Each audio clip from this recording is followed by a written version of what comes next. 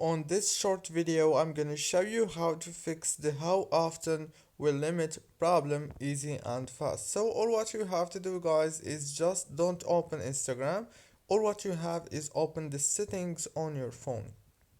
Go to the apps manager, go to apps in the top.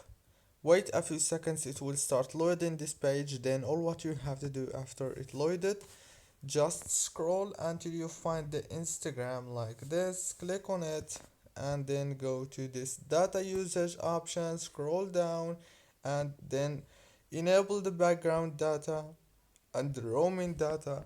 Go back, click on storage, click on clear data, and then go back again, click on this force stop option, and then all what you have to do now is restart your phone and reopen Instagram, and congratulations, the problem is gonna be fixed 100%. Don't forget to like, subscribe. Thank you so much for watching.